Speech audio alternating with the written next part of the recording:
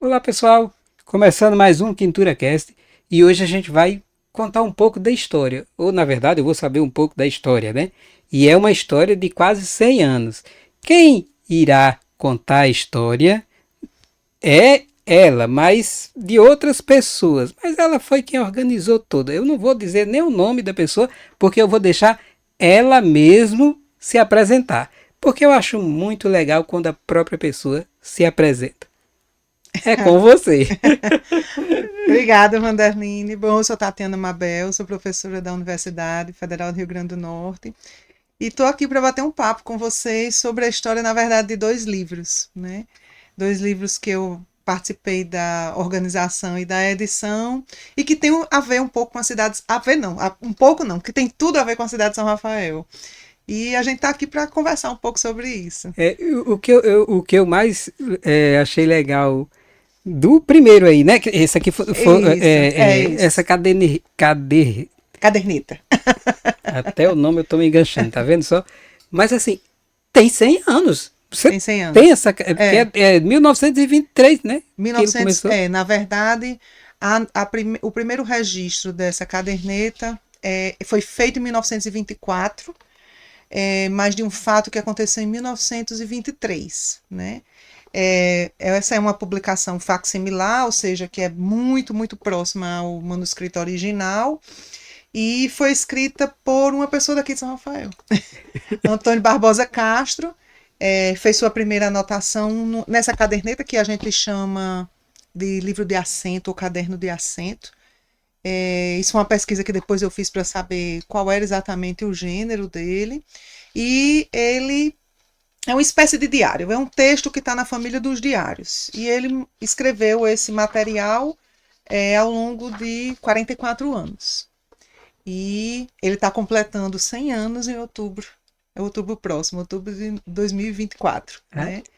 né? 100 anos de De existência. existência, né? Pode-se dizer que é um sobrevivente, né? Né? Não. É, Mas também ele era visionário, porque hoje em dia as pessoas fazem esse tipo de anotação no Instagram, né? Algo que ele fez anotando. Ou seja, eu, quando vejo algo assim, eu fico me perguntando, poxa, por que que eu não comecei a escrever porque eu não tão fiz. cedo? Por que que eu não fiz, né? A gente, quando vê um negócio desse, eu fico. Quando eu vi, eu já tinha ouvido falar, né, que você estava fazendo essa pesquisa e tal. Aí eu disse, mas rapaz, o cara passou é, tanto tempo escrevendo sobre a vida dele, que passou pela vida de muitas pessoas, né? Porque querendo ou não, quando você Claro, conta sobre a sua vida, você vai falando de outras pessoas, isso. não tem como escapar Isso é do disso, né? exercício da escrita É, autobiográfica, é isso aí mesmo, isso né? é legal demais, eu achei fantástico. E Pois é, Vanderlei, na verdade é uma história de dois livros, né? Esse material aqui ele não nasceu para ser um livro. Ele é um caderno de assentos, uma caderneta de assentos, um livro de assentos, que foi escrito por Antônio Barbosa Castro, que vem a ser meu avô. Em 1924 foi a primeira anotação. E em 1968 foi a última anotação. A gente, quando fala em 44 anos, parece que a pessoa escreveu um tratado, foram muitas. São 134, mais ou menos 134 páginas, e o original é mais ou menos dessa dimensão um pouquinho menor, né? Então, a cadernetinha, que tanto pode estar aqui na sua bancada, como você pode levar na bolsa, né? Então, ele manteve isso, escreveu aqui em São Rafael, era uma pessoa que vivia entre a zona rural e a zona urbana, e depois que ele morreu, ele vem a morrer. A última escrita dele é em 1968, ele morre em 1979. Ele é uma pessoa nascida em 1893. Então aí a gente vê quando a pessoa escreveu, de que tempo ela vem, né? Qual é o tempo que ela arrasta, né? Então, quando ele morreu em 1979, o meu pai, Francisco Lázaro Barbosa, há uns 20, 30 anos depois da morte do meu avô, deu com a caderneta e começou a ler e começou a se interessar e começou a fazer pesquisas documentais, ouvindo as pessoas daqui de São Rafael. Meu pai também é natural de São Rafael e vivia muito aqui em São Rafael. Saiu para estudar aos 14 anos de idade e depois, já adulto, passou a frequentar com muita regularidade. Inclusive, ele tinha casa aqui em São Rafael, pelo menos na São Rafael Novo. E aí ele deu com esse material do pai dele, que é, como eu digo, esse manuscrito era um sobrevivente, né? e começou a ler e sintetizar as escritas do pai. Fazer, organizar, porque quando você faz um diário, que um diário você não escreve todos os dias normalmente, então as anotações elas ficam esparsas, né? Então às vezes você volta 5, 10 anos depois para aquela anotação que você fez e faz um complemento, né? Você repete muitas vezes os fatos, é uma escrita meio espraiada, vamos dizer, né? Então ele começou a organizar e começou a organizar, fazer o próprio material, que não começou para ser um livro, né? E que ele não viu publicado também, porque morreu antes disso.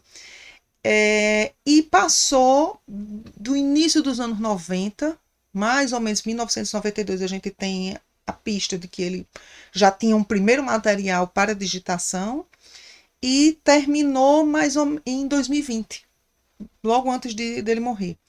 Então você tem aí, são duas escritas longevas, duas escritas que passaram muitos anos para serem finalizadas, né? Só que o meu pai, que é o autor deste livro aqui, né, que depois se tornou livro, quando ele começa a escrever, ele começa a mergulhar na história da cidade, na história da vida privada das pessoas e da própria família. Então ele passou a ser uma espécie de historiador diletante. Fazia isso por puro prazer. Ele vinha e aí ia conversar com as pessoas, é, confirmar se algumas histórias era daquele jeito mesmo. E no período que ele estava aqui, era fazendo a escuta dessas pessoas. E quando estava em Natal, que era onde ele residia, ele passava a frequentar os institutos, por exemplo, o Instituto Histórico e Geográfico, onde ele fez pesquisa documental. Na universidade, ele teve acesso ao NUTSECA, que é hoje ainda o maior acervo no mundo sobre a seca. E lá tem um acervo muito grande, que o NUTSECA pertence ao UFRN. Tem um acervo imenso sobre a cidade de São Rafael, desde jornais, recorte de jornais. E ele passou a lá se alimentando desses acervos mais documentais, vamos dizer assim, e aqui ouvindo as pessoas. E ouvindo as pessoas e recolhendo das pessoas histórias, imagens, fotografias que as pessoas passaram a ceder a ele, e algumas imagens que ele passou a produzir, ou pedir que algumas pessoas fizessem para registrar aquilo que ele queria ilustrar no material dele. E assim foi, assim, ele tomou décadas, né? Assim, mais de 3 décadas de trabalho. Quer dizer que a cadernetinha, ele não já passou do pai dele, no caso, né? Não é isso? Para ele não, ele veio saber depois que o pai... Assim, algumas informações a gente não tem, eu não tenho muita como lhe afirmar, né? Porque, por exemplo, meu pai saiu de casa aos 14 anos de idade, daqui de São Rafael, ele morava na zona rural, e ele foi estudante da Escola Agrícola de Jundiaí. Ele saiu daqui aos 14 anos e passou 7 anos na Escola Agrícola de Jundiaí, quando fez concurso, né? Então, ele vivia no internato, né? Na escola. É, Então, imagine, não se podia vir em casa no final de é. semana, não se podia vir em casa, não se tinha recurso para isso, né? Então, a relação com a família passou a ser com a relativa distância. E depois ele foi para o Rio de Janeiro, depois foi para Três Corações no interior de Minas Gerais, foi para o Amazonas. Então, ele tinha contato com a família, vinha em São Rafael, mas eu não sei dizer até que ponto ele sabia da existência dessa Desde, caderneta, ainda quando meu avô era vivo, nem sei até que ponto, naquela ocasião, isso era uma coisa importante. Entende? Então, quer dizer, mas quer dizer que ele só começou a se interessar pela história, de contar a história, quando viu a cadernetinha? Foi o isso. que levou ele a... Foi o que levou ele. A caderneta de anotação, ela, ela existe como caderneta, a última anotação, como eu disse, ela é de 1968. Meu avô morre 11 anos depois dessa última anotação. E meu pai só pega nessa caderneta para começar a trabalhar no início dos anos 90. E aí ele começa a trabalhar a partir do material do pai, só que a coisa se expande. Toma gosto, Toma né? gosto, e aí eu acho que ele, me parece que ele tenha iniciado tentando fazer uma síntese do que tem aqui, porque foi dando conta da importância, mas quando ele vai conversando com as pessoas, fazendo as pesquisas documentais, vendo as imagens de época, confrontando esses relatos, a coisa se expande E de modo que entre 92 e 2000, ele escreve 3 versões. São 3 escritas e reescritas desse material.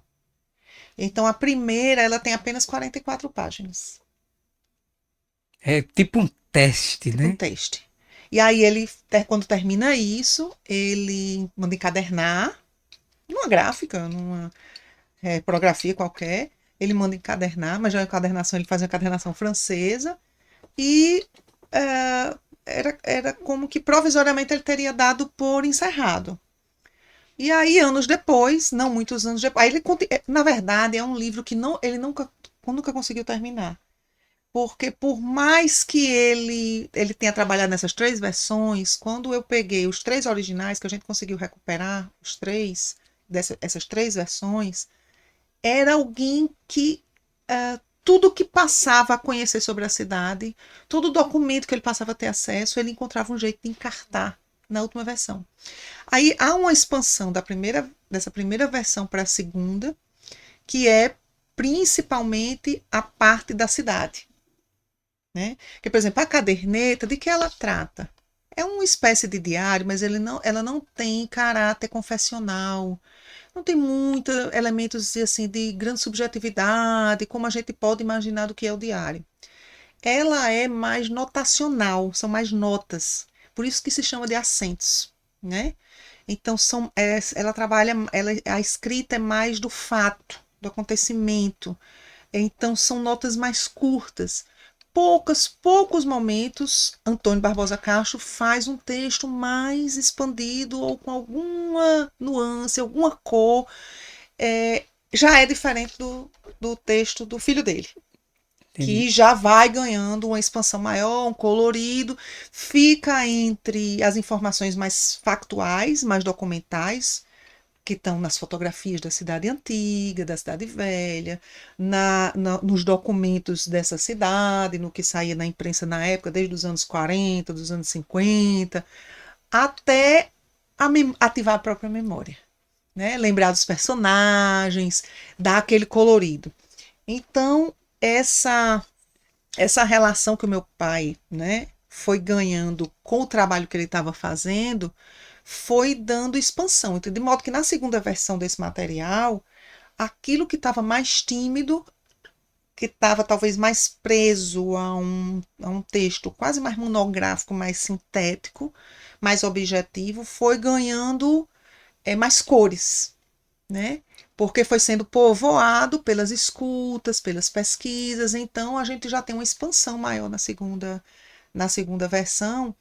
E quando a gente chega na terceira versão do livro, que, bom, ele tinha a intenção de uma publicação, mas ele não trabalhava, por exemplo, mirando uma publicação, no sentido de que eu vou terminar tal dia para ver se tem como publicar. Então, a terceira versão, ela tinha quase, entre anexos e documentos, ela tinha mais de 300 páginas. Então, para você ver como cresce da primeira versão para a última, né? E até mesmo no caso ele ia colocando a história e ia pegando coisa e voltando na Encartando. história, né? Encaixando Encartando. ali. E aí era um livro, né? Vamos dizer assim, é um material que era muito artesanal.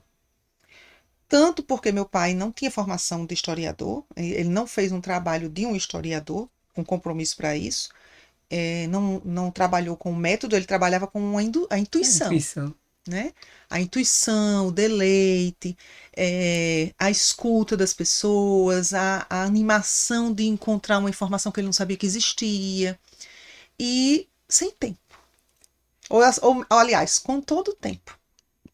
Porque nessa ocasião, quando ele começa a trabalhar, ele já não, ele já estava reformado. Então, a rotina dele, ele quem fazia o tempo dele.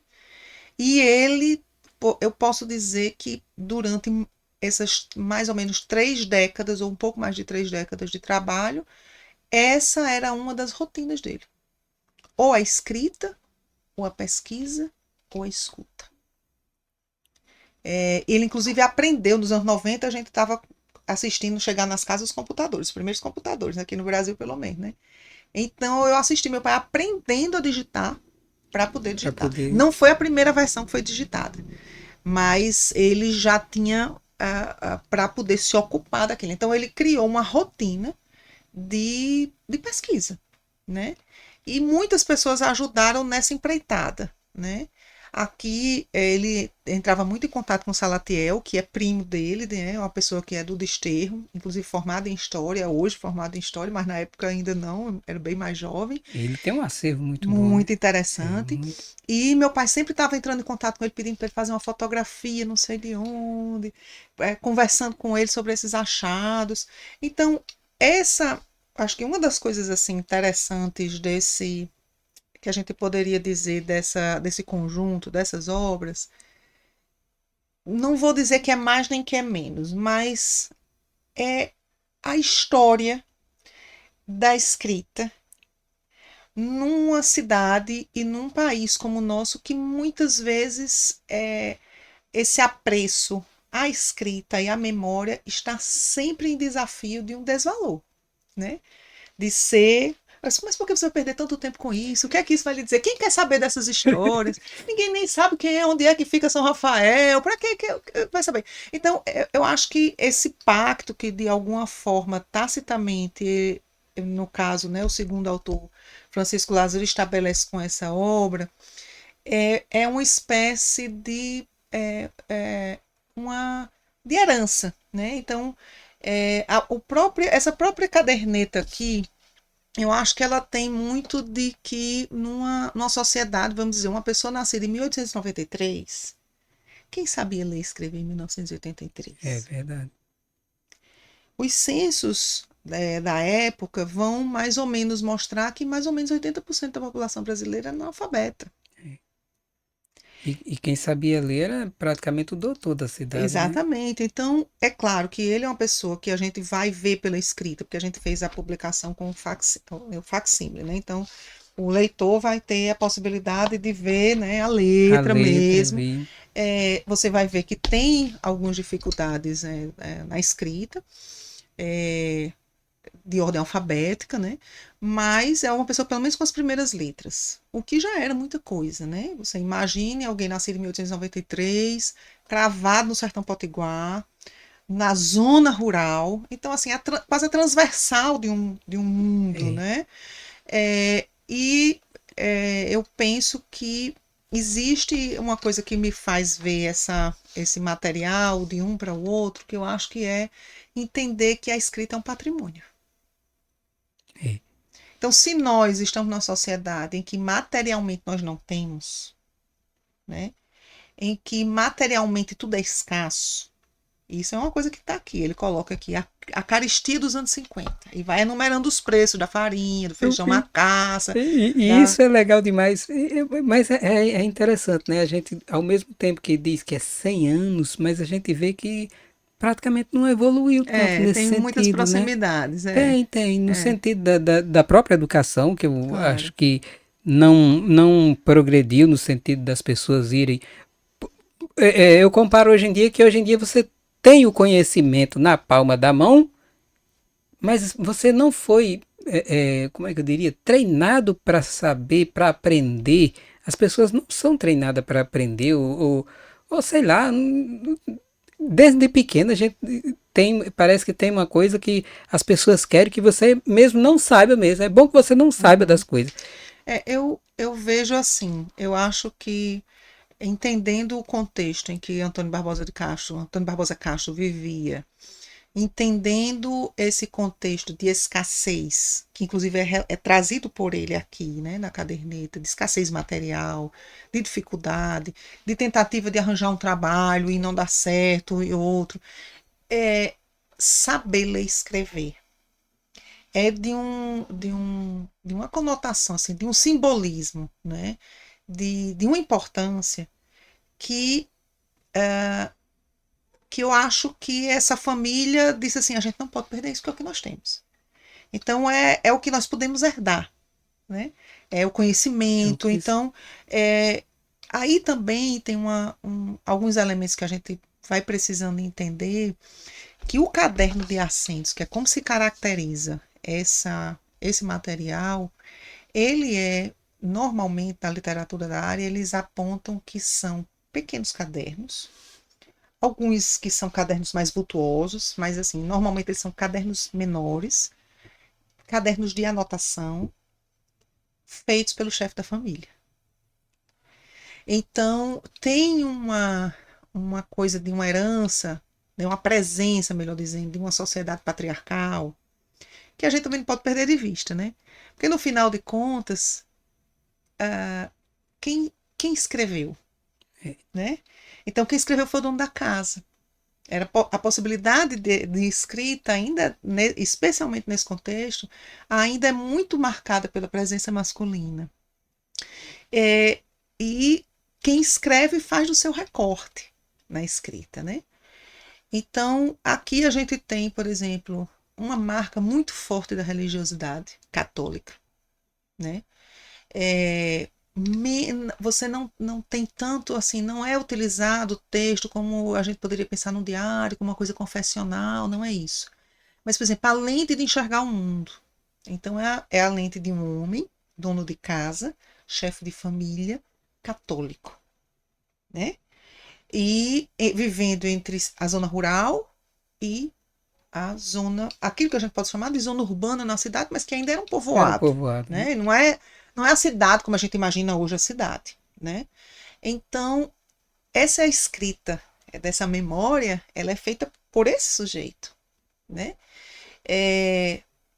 E aí você vai vendo assim, a marca da religiosidade católica é muito forte, porque ele se ocupa, por exemplo, em escrever os visitadores diocesanos que vinham para a cidade e faz a lista, quem era e qual ano que estiveram aqui, né? As festas da igreja, a presença de Frei Damião, as 3 vezes que Frei Damião esteve em São Rafael. Então, talvez para alguém que não tivesse neste lugar, de homem, chefe da família, católico, a escrita fosse outra, né? Fosse o que fosse meritório, vamos dizer assim, o que fosse importante de estar escrito, como a gente diz, que merecesse Que nota, fosse outra merecesse. coisa. Mas é essa visão. Então, eu acho que é importante eu acho que é um material que é importante para a cidade conhecer, para as pessoas do local conhecer, e que é importante que se faça também uma leitura crítica É, desse mas lugar, mas né? é interessante também na questão que, mesmo que seja só mais colocando a católica, né? Eu acho que se hoje em dia ainda tem pouca coisa na cidade, no interior, né, vamos dizer assim, imagine naquela época, né, o que realmente era de Isso, não, a novidade igreja era, movimentava, a igreja tanto que às vezes as cidades nasciam a partir daquela Isso, igrejazinha, né? isso, isso. Não, eu acho que Então isso isso é uma importante, é uma porque é uma importância marca histórica, histórica, né? né? E é uma marca, por exemplo, de um contexto em que nesse país se era predominantemente Católico. católico, né? É. Então a gente tá, e alguém que nasceu em 1893, né? É alguém que está ainda com, veja só, as estruturas patriarcais, colonialistas. E aí, de todo modo, o que eu acho que é interessante dessa passagem é que vendo todo esse contexto, diante de tudo isso, o que é que eles miram, né? O que é que eles veem? Então eles veem que escrever é patrimônio, que a escrita é um patrimônio. Se não fosse isso, talvez Lázaro não tivesse dedicado tanto a isso, a fazer esse trabalho, né? Porque é um tempo descomunal, quer dizer, uma grande parcela da vida dele foi dedicada a esse trabalho, inclusive para esta caderneta também, de quem escreveu essa caderneta, né? Então, eu acho que é importante que a gente entenda que talvez hoje o maior acesso, você ter outros instrumentos para fazer esse registro biográfico e autobiográfico, talvez passe despercebido muitas vezes para a gente. Mas esse era um elemento muito único, né? E tanto, por exemplo, meu pai, entre os irmãos, ele foi o que mais pôde se estudar e se escolarizar. Então, ele também sabia que aquilo distinguia, que fazia Fazia uma grande diferença. diferença, né? É isso. E aí, acho que tem outra coisa que é, além da marca religiosa, que é importante a gente entender. Por exemplo, esse material é escrito sem nenhuma intenção de ser tornado público, né? É É uma coisa uma pessoal, coisa né? pessoal. Uma coisa pessoal. E ele é escrito sobre uma cidade, sobre um povoado, sobre uma vila, porque nem se podia falar cidade ainda, a partir do testemunho. Ou seja, ele estava vendo. Ele estava vendo as coisas acontecer. Não só a partir do testemunho, mas também a partir de histórias herdadas, que ele escutou de um tempo que antecedeu ele. Então, e aí você tem uma diferença que marca entre este manuscrito e esta publicação. Porque ele inicia em 1924, termina em 1968. Né? E Lázaro começa nos anos 90. No começo dos anos 90. E ele encerra em 2000. Esta cidade, o meu avô escreveu sobre uma cidade que estava aos pés dele. É claro que tem histórias aqui que o antecedem, mas ele estava mirando a cidade, ele estava vendo as coisas acontecerem. O meu pai escreve sobre uma cidade, ele não tem uma linha sobre a São Rafael Nova. Ou seja, ele só tem sobre a Ele cidade. só por opção. Porque ele começa em 1992. Ele começa em 1992, termina em 2020 e não tem uma linha sobre a Cidade Nova. Ele escreve sobre uma cidade que materialmente não existe mais. Ele escreve sobre a Cidade Velha. E tá certo, né? É isso. Porque Então tem uma diferença, porque e talvez isso tenha ajudado a Lázaro se desapegar mais do fato. Porque a memória é inventiva, né? Tem passagens aqui que a gente pode ir conversando e trazendo para as pessoas conhecerem, que elas são de fato mais factuais, né? A foto do mercado, a foto talvez a mais antiga da igreja de São Rafael, que é bem diferente daquela que se consagrou, né?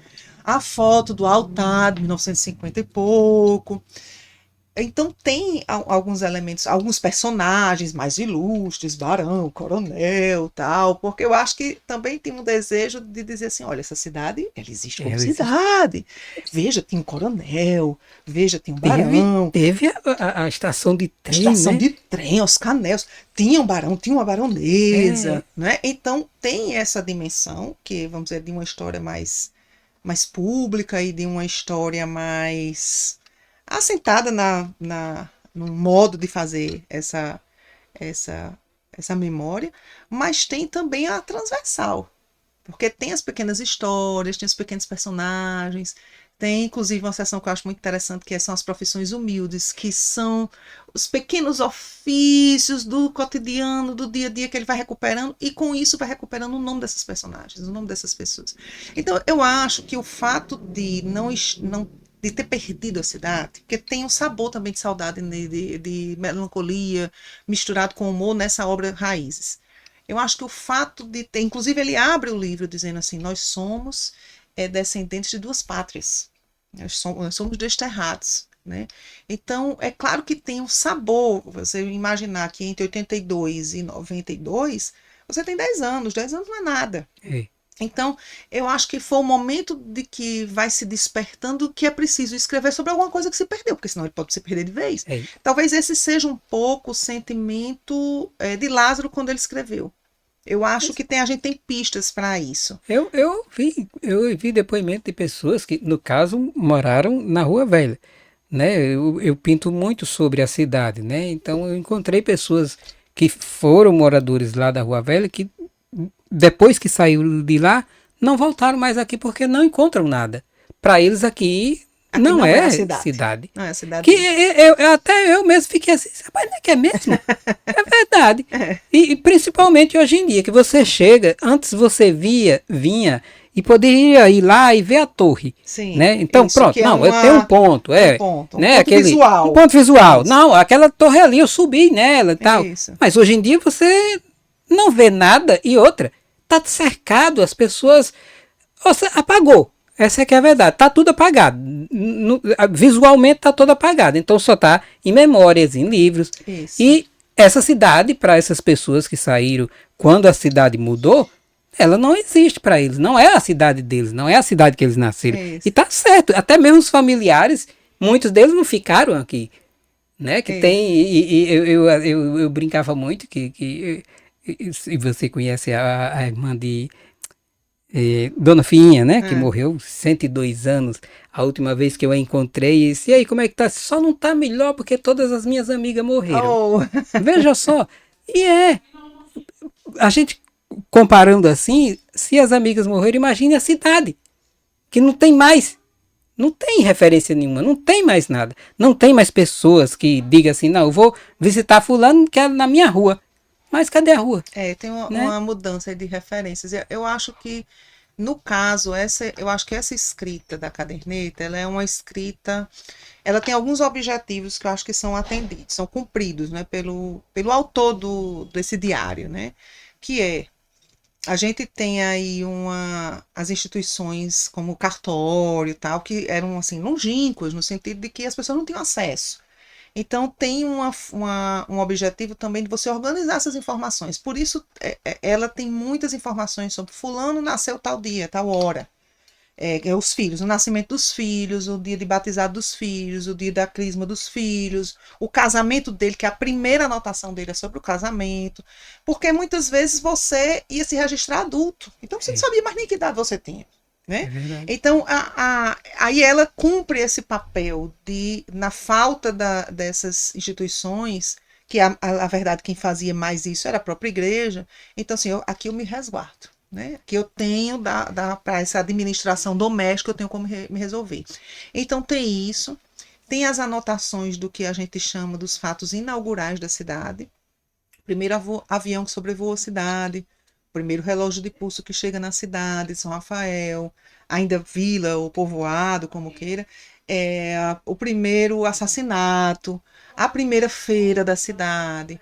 Então, são fatos inaugurais que vai mostrando o nascimento de uma cidade, né? Como é que a cidade vai nascendo? A primeira bomba de gasolina, a primeira Ah, farmácia, aí, assim, os visitadores diocesanos, a festa da igreja, o cordão encarnado arrecadou quanto, o cordão azul arrecadou quanto. Então, são tanto informações da ordem privada, que ajuda nessa organização, vamos dizer, familiar, como informações mais factuais da cidade, dessa inauguração, dessa cidade que vai se desenhando, né? E aí ela, nesse sentido, acho que ele cumpre esse papel. Esse material, não, né? Aliás, ele recupera parte do que está aqui no caderno de assentos do pai e sistematiza numa seção que eu acho muito interessante, que ele chama fatos históricos, que ele faz uma cronologia que são mais de 200 anos da cidade. É, mas essas narrativas elas vão se soltando, né? Então, ao mesmo tempo que eu tenho lá, falo que tem o barão, falo que tem o coronel, falo que tem a baronesa, todo assim, o barão e a baronesa de origem europeia, mas eu também falo da parteira da cidade. Eu dou nome a essa parteira. E eu tento recuperar pelo menos as 3 gerações de parteiras da cidade. Eu falo do botador de água. Eu consigo nomear esse botador. Esse é o meu pai que vai colocando, esse é Lázaro que vai nomeando, né? Então, nas profissões humildes. Então, quem era o botador de água da época? Era fulano de tal, meus agradecimentos. Quem eram os chofés, ou o lambai, ou o cabeceiro, né? Então, a artesã de palha, a dona da banca de feira. E, na medida do possível, ele vai listando esses pequenos personagens, vai contando fatos mais ou menos pitorescos, bem-humorados, às vezes com certo deboche, com uma certa graça, e vai nomeando as pessoas. Então, eu acho que o que é interessante é que a gente tem aí, nesse nível da memória, uma memória que não esquece dos invisíveis, dos invisibilizados, da pessoa comum, do fato corriqueiro. E, e tem a segunda parte do material, que é uma espécie de genealogia familiar, em que ele vai recuperando os troncos familiares, né, como a gente diz, os bisavós, os avós, os pais, os tios, e vai contando meio histórias também pitorescas, quando é o caso sobre cada um que envolve. Então tem uma dimensão que bom, essa cidade ela tem essa cor, né? Ao mesmo tempo que ele tem esses personagens, mas tem essa história comum que faz parte da teia da cidade, que vai construindo a cidade, que vai construindo esse cotidiano. Só que ele encerra com a, A passagem, né? a A passagem última da cidade. feira que eu vi aí a foto, Isso, a última a feira. última feira. Inclusive, por exemplo, nessa sessão aqui de fatos históricos, acho que vale a pena a gente trazer, que são ah, mais de 200 anos da história da cidade, claro, recuperados a partir da memória. Cabe aí aos historiadores, né, usar esses materiais como Como fonte de fonte, pesquisar pesquisa e de mais, né? crítica e de confronto com outras narrativas e com outros documentos. A memória, ela é fugidia, né?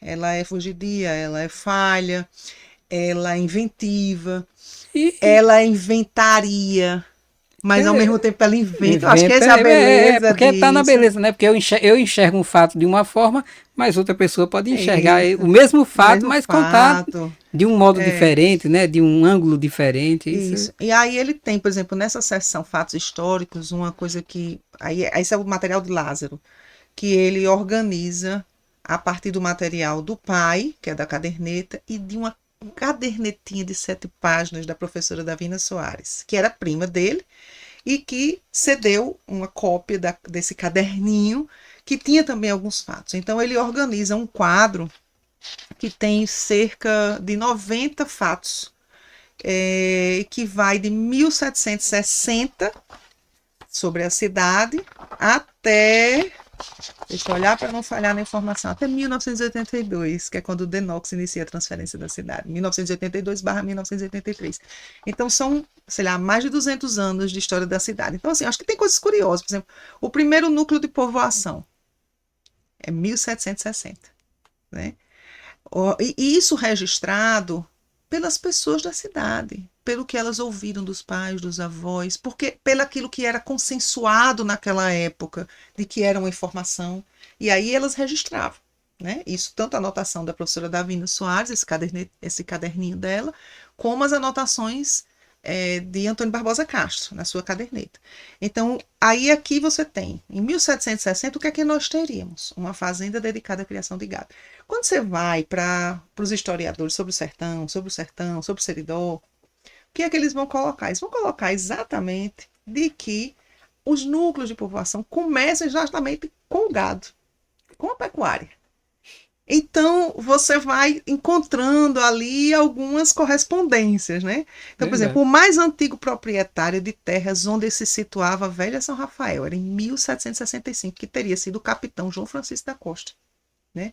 E uma coisa que é importante a gente destacar é que para os estudiosos que estudam o gênero caderno de assentos, no qual Antônio Barbosa Castro teria escrito, né, sua caderneta, eles consideram esses registros muito fidedignos da realidade.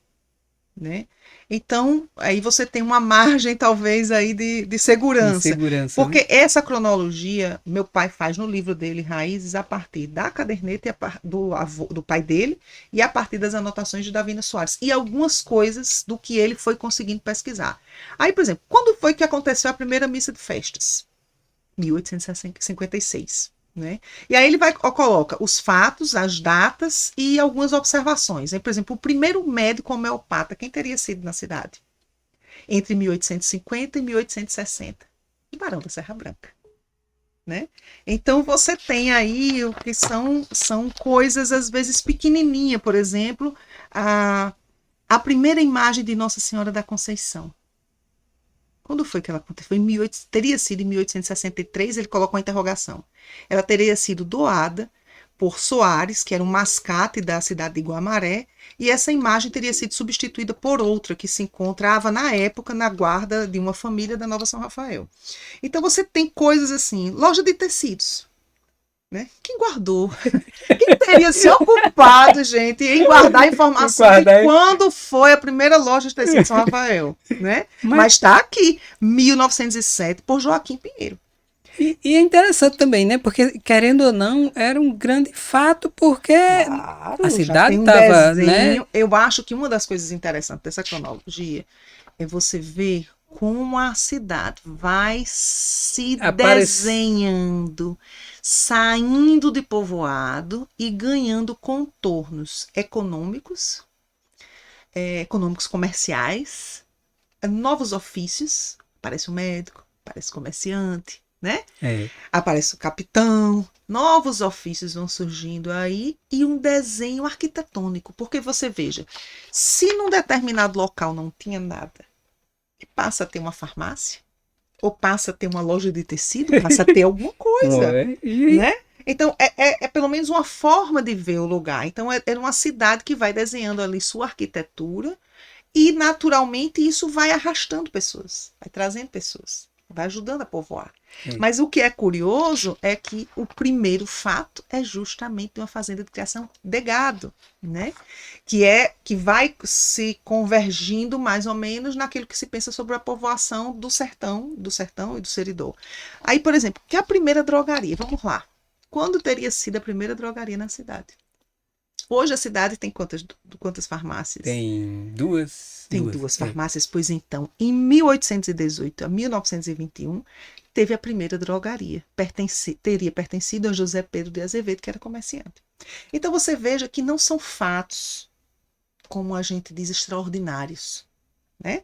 Não é a história dos grandes feitos, dos grandes personagens, e até é porque está lá no começo, ele resguarda, como que diz, olha, se nós tínhamos um barão, se nós tínhamos um mercado, se nós tínhamos uma igreja, tá tudo comprovado aí, nós somos uma cidade. Tem até a carta, a foto da princesa Isabel dando, né, com da carta que dá ao barão o título de barão, né? Então, assim, olha, se nós temos tudo isso, nós também temos esse miúdo que faz o dia a dia. Primeira padaria. Quando teria sido a primeira padaria? 1907.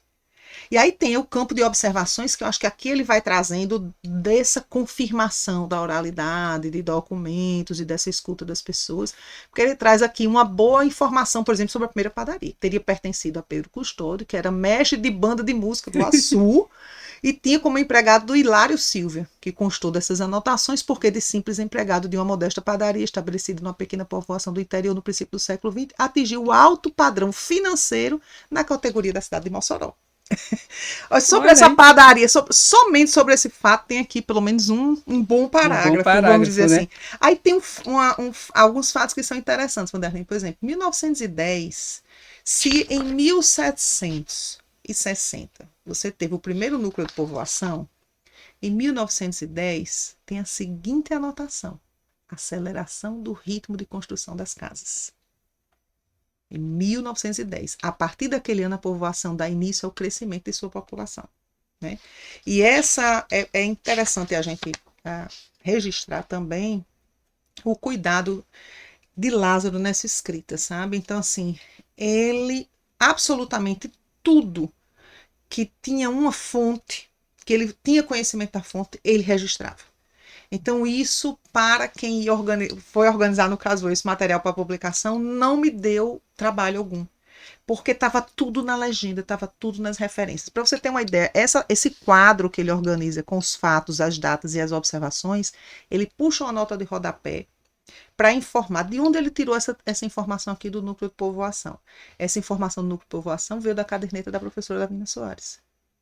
Ele colocou um asterisco para colocar. Quando eram 2 asteriscos, era para dizer que tinha sido da caderneta do pai.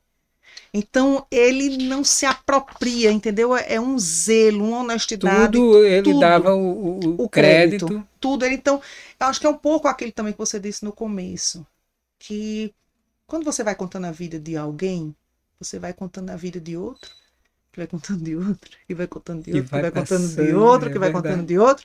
Então, aqui a gente tem muitas mãos nessa publicação, né? Então, de todas essas pessoas que foram escutadas, que eu jamais conseguiria, né, nem nomear, das pessoas que cederam as imagens, das instituições públicas e dos acervos privados que né, permitiram, né, a utilização desses materiais para serem reproduzidos. Então, assim, é uma publicação de fato muito coletiva, né? No caso, especialmente no caso de Raízes, que é a publicação, vamos dizer assim, do filho, né? E ao mesmo tempo você vai vendo que quantas pessoas colaboraram, porque, por exemplo, para fazer essa síntese dessa miudeza, desses fatos que estão na transversais, dessas coisas pequenininhas, mas são quase 90 fatos que retomam 220 anos de uma cidade, gente, tão pequena, É no povoado que você está contando aqui. É. Então, veja, é E um com trabalho pouco, imenso. e com pouco, e assim, era quase mesmo as pessoas contando uma a uma, né? Porque não tinha Isso, os registros isso, exatamente. fiel, né, da época. Não Isso. é como hoje E, em dia que você fotografa e filma tudo, pois é, né? material, Material, né? Não material. tem. Você tem a Isso. memória de cada um que vai Pois é, contando. tanto que é uma coisa que eu não posso afirmar, mas eu estimo que a caderneta, quem tiver outra informação, por favor, diga a gente. É, Mas eu estimo que essa caderneta, talvez ela seja, veja o que eu vou dizer, o registro da ordem do privado mais antigo e longevo, ou seja, que foi escrito durante muitos anos, da cidade. Então, que registro escrito se tem que tenha conseguido sobreviver de 1924 até então? E que tenha sido, por exemplo, ele escreveu durante 44 anos. Então, independente se tem outros registros, e seria ótimo que tivesse, porque É, mas, isso, as mas aí fontes. também Aí, vai no outro ponto, né? A questão de muita gente também não saber escrever, né? isso, Poderia até exatamente. querer, mas nem sempre, Exatamente. né? Tem Exatamente. que cai em dois pontos, um da pessoa não saber escrever, outro de ter se perdido De com ter o se tempo, perdido com o tempo. né? São Exatamente. poucas Então, coisas, realmente são poucas coisas que vai é, sobreviver ao que vai tempo. sobreviver ao tempo e É, ao tempo, ao interesse, às condições é, materiais. Então, tem uma é. conjuntura de E outra, situações. seu pai fez algo fantástico na questão de preservar, que eu também vejo que eu brinco muito que eu sou um colecionador de quadrinhos, mas meu filho não gosta. Então, quando eu for, ele, para ele isso aqui não tem, né? Não tem assim uma coisa dele querer, dele viver. Não, também gosto disso aqui. Não, não gosta. Eu acho que cada geração vai gostando de uma coisa e vai abandonando aquilo que vai ficando. Seu É, pai mas, teve uma coisa muito legal nesse sentido, né? mas assim, também é tudo tão. A gente muda com o tempo, né? Então, há muitas vezes um interesse que você não tem hoje, você se desperta depois. Por exemplo, eu passei 13 anos trabalhando, organizando e editando esses materiais para publicar. Mas antes disso, isso não era um objetivo, nenhum interesse meu. Né? Foi uma confluência de várias situações. E eu queria registrar também que isso, eu acho que em algum ponto da minha fala eu falei e deixei escapar, é que essa dimensão coletiva, ela está nessa produção, né? Especialmente de raízes, né? Porque é um trabalho realmente feito numa pesquisa, escutando a cidade. Eu acho que a gente poderia dizer assim, que ele escutou a cidade. Escutou a cidade naquilo que a cidade tem a dizer e naquilo que dizem sobre a cidade, por exemplo, nos acervos públicos e privados que ele teve acesso, né? Então, eu vou escutar essa cidade. O que é a cidade? E confrontando, ou somando, né? Ou ilustrando, colorindo com as memórias dele. Especialmente também com as memórias de menino, porque ele saiu Muito cedo, muito né? cedo, passou a frequentar a cidade velha e tudo mais. Mas, assim, eu acho que ele também tinha aquele objetivo de dizer assim, eu vou deixar, eu preciso dizer alguma coisa sobre essa cidade que não existe mais, porque vai chegar alguém que não conhece, não conheceu mais essa cidade. Vai chegar, a gente vai ter uma geração de pessoas como hoje tem na cidade que não, eles vão conhecer a cidade através de relatos, É. através de imagens, através de documentos, né? Esse cotidiano, essas cores, a cidade é outra, os interesses são outros. Mas eu queria registrar também que se tem essa dimensão coletiva na produção, teve também muito no processo é, que, é, que é anterior à edição e organização. E eu acho que isso é uma das coisas assim bonitas do trabalho. Eu acho que além de ser da importância que ela tem do ponto de vista memorialístico, e para a cidade, para conhecer do ponto de vista histórico também essas duas obras, eu acho que é importante que a gente registre que elas contaram com uma geração de pessoas da família que puderam ajudar, mesmo sem saber onde é que aquilo ia dar. Então, por exemplo, quando anos depois que a caderneta chega na mão do meu pai, não sei, como eu disse, eu nem sei se ele sabia muito, ou se ele tinha lembrança dessa caderneta, ou se ele sabia da importância dela, ou se ele já teria lido isso antes, né? ou se ele já tinha lido isso antes. E aí uma neta, né, do meu avô, uma sobrinha dele, que vem a ser o caso, aí disse, gente, essa caderneta tá aqui, a gente deveria mandar isso para Tilazo. Porque é a única pessoa que pode ver, se interessar por isso aqui, né? Então, e aí aquilo mudou, né? A visão daquela pessoa que parecia uma coisa pequena, e naquele momento essa caderneta parecia uma coisa talvez sem importância. Aí ela teve naquele momento sim um gesto que mudou talvez o destino dessa caderneta, e senão não estaria contando aqui essa É história, verdade. né? E aí depois você tem, quando meu pai pega a caderneta que faz a primeira versão, ele não sabia digitar. Então ele entrega a um sobrinho e a um sobrinho neto esse material, que vem a ser Salles, que era sobrinho dele, Marcos Felipe, e eles fazem a primeira digitação desse material, né? E aí isso começa a virar um assunto, começa a conversar e as diferentes pessoas que deram a ele essa escuta, né? E aí quando eu começo a trabalhar no material, eu começo também isso relacionando com o tempo do meu trabalho, né? Eu não tinha como me dedicar a esse material, exclusivamente a esse trabalho. E eu começo a me interessar, porque eu comecei a fazer publicações, comecei a editar, e comecei a trabalhar também com biografias, autobiografias, e encontrei aqui uma convergência de interesses, que Tudo se eram encontrou, interesses né? Aí, meus também. E aí eu comecei a transformar isso em objeto de pesquisa. E comecei a pesquisar a edição no Brasil, a edição de autobiografias, né? E contei, eu acho que isso é uma coisa que também é importante a gente registrar, com o apoio naquilo que era possível de outras instituições públicas. Não sendo esses materiais, não teriam conseguido se converter em livros como a gente conseguiu, né? Então, eu tive a possibilidade de fazer uma licença capacitação para estudar esses materiais, de fazer um pós-doutorado para poder estudar a edição biográfica e saber como editar uma biografia. E a gente conseguiu financiamento através de edital público do CNPq, que publicou as obras, né, que financiou a parte da impressão das obras. Mas teve todo o apoio da UFRN, tanto para meus afastamentos, como para os meus estudos, como para o trabalho, por exemplo, que foi feito aqui, porque a caderneta, a gente publicou, a primeira parte dela é o facsímile, ou seja, é a reprodução fiel dos originais, mas eu disse, gente, se a gente publicar só a parte do manuscrito, imagina uma geração de molecada hoje que só escreve e lê praticamente digitado. Então, eu não estava mirando, eu achava que a publicação ela não devia mirar só a academia. Ela devia enxergar a cidade, devolver a onde cidade, todos onde tivessem. todos tivessem acesso. Eu disse, isso vai ser muito complicado. É claro que quando você digita um manuscrito, puxa, tem uma diferença, né? É, Porque a letra diz muito. diz. A letra diz sobre a escolaridade, a letra diz um pouco sobre a idade. A letra diz sobre os erros, as rasuras, o processo de O escrita. próprio tempo do português, né? Que antes era escrito Isso. de uma forma, hoje. E aí a gente foi aprendendo a editar no processo de edição, né?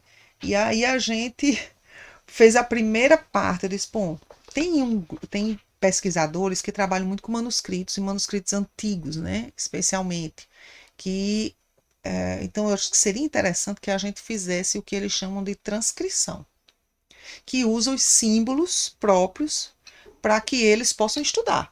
Porque se a gente estava tendo apoio, eu pensava assim, se nós estávamos tendo apoio da universidade, é importante que esse material também sirva de estudo para a Para a universidade, universidade. né?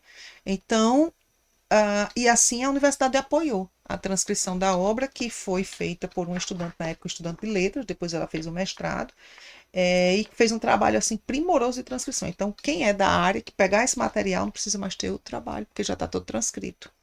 Mas quando a gente fez aí eu pensava, nós vamos publicar a primeira parte facsímile e depois a segunda parte a gente coloca para transcrição. Porque o leitor vê o manuscrito e o estudioso, ele que vai lá para trás para ver a transcrição. Só que quando eu olhei, eu disse, gente, são tantos símbolos muito próprios só para o estudioso. A pessoa da cidade, a pessoa que quer fazer a leitura, mas que não é alguém da área, não vai se interessar em ler isso aqui e vai ter dificuldade, talvez, de ler um manuscrito. Então, nós vamos ter que partir para uma terceira versão. Fiz quase um trabalho de tradução.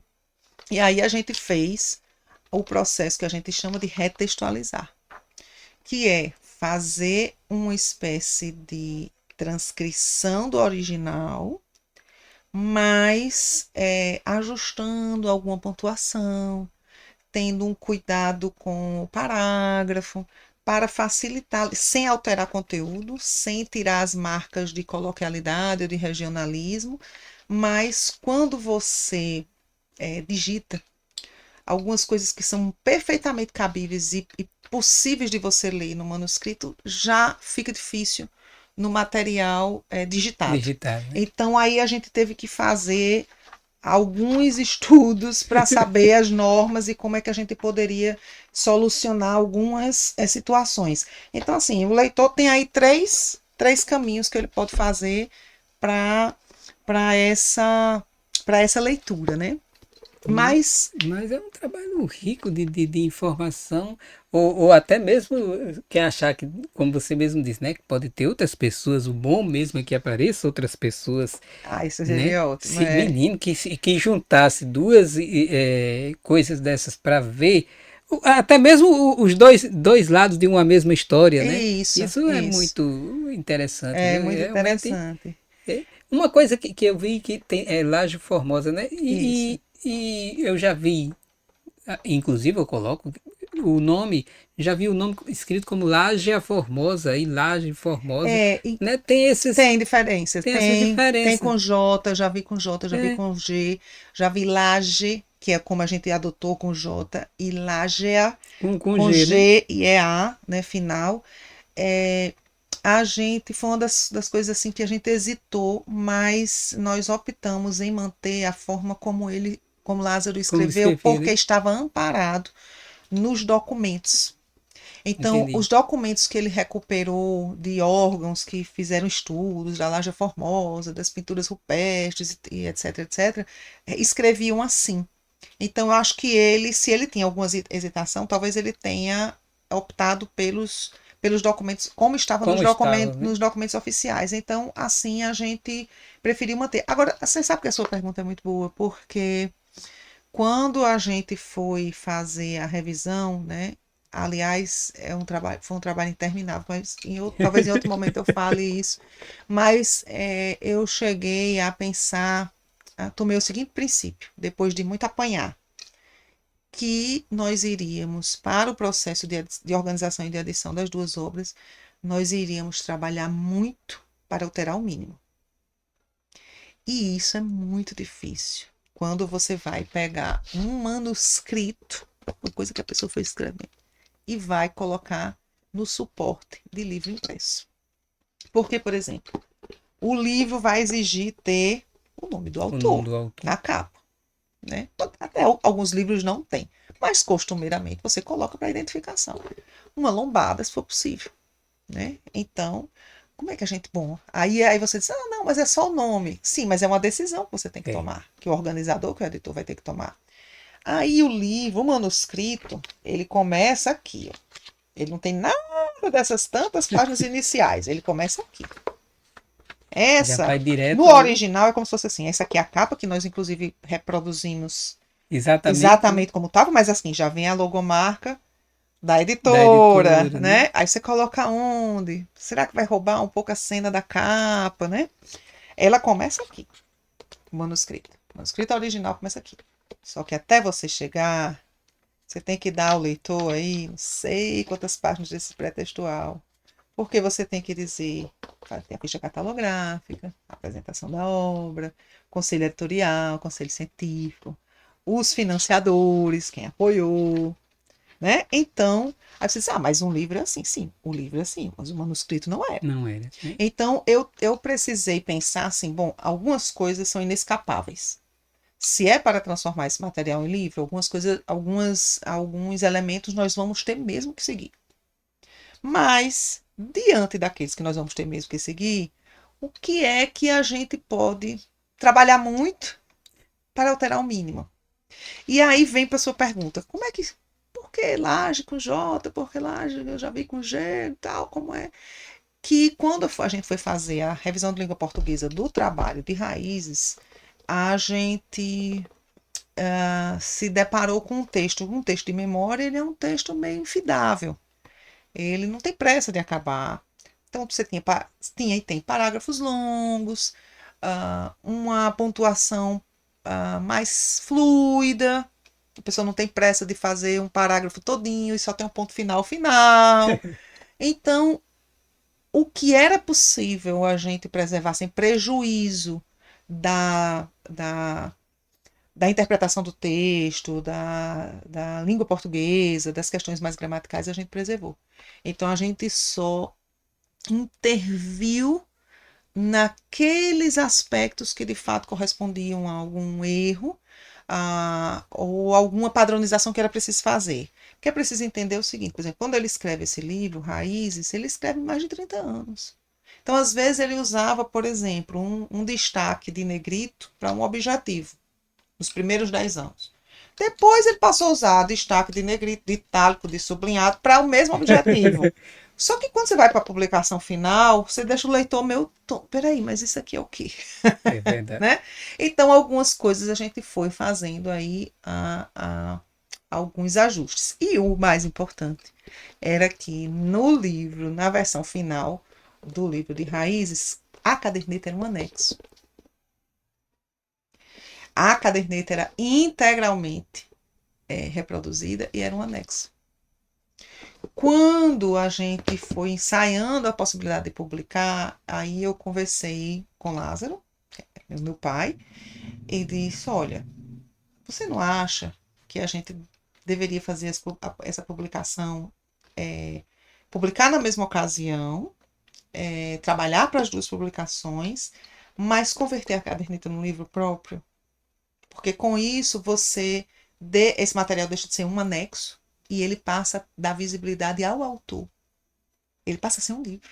Ele deixa de ser um anexo, passa a ser um livro. E aí ele concordou. Então, essa foi o maior ajuste, e foi um ajuste consentido, uma alteração consentida pelo autor. Como muitas alterações, porque eu fui fazendo esse trabalho de edição em conversa com ele. Só que, como foi um trabalho também muito demorado, foram 13 anos, ele foi adoecendo, né? E essa colaboração ela foi ficando mais difícil, né? Mas ele ainda chegou, por exemplo, nas versões finais, a fazer a revisão texto a texto entre o material original e o material revisado. E ele adotou um caderno. A pessoa que gosta de escrever, a pessoa não termina nunca. Já vai ter outro desse jeito. Ele adotou um caderno em que ele pareava. Aqui está o original e aqui está o material digitado. E ele olhava letra a letra e ia fazendo as correções. E aí ele uma vez conversou comigo e disse, olha, essa pessoa, porque a gente precisou digitar todo o material de novo, porque o que existia no computador já não correspondia ao livro físico. Ao livro não, aos originais físicos. Aí ele disse, eu acho que essa pessoa que está digitando deve ser muito jovem, né? Eu disse, papai, é uma pessoa jovem, uma estudante. Ele disse, porque eu acho que tem algumas palavras que ela não conhece. Porque ela está fazendo algumas, entre aspas, correção. Então tem que ter cuidado, porque eu acho que... Então ele foi fazendo correção e eu tenho. Depois eu recuperei esse caderno assim, casualmente. Nas mudanças, a gente foi e aí eu me dei conta desse caderno. E que aí ele ia dizendo, ok, tal. E aí eu passei a conferir o material final com a versão final, antes da impressão, com esse manuscrito. Mas eu acho que uma das coisas também que eu acho que é importante do livro Raízes é assim, deles dois, é que talvez, eu acho que eles são importantes pela história, eu já comecei a dizer isso, acho que não terminei, pela memória que traz da cidade, mas a própria história deles, desse material, enquanto livro, Eu acho ela, assim, muito interessante. Interessante, sim. Só a história de como um livro, um manuscrito vai parindo gerando outro livro, tá entendendo? E de como esses sujeitos vão ficando aí boa parte da sua vida se dedicando a essas escritas, né? Tanto que, por exemplo, o Lázaro, quando ele fez, que ele fez as 3 versões, e a última versão, é uma pena que eu não esteja com ela aqui para lhe mostrar, Vanderlyn é uma coisa assim.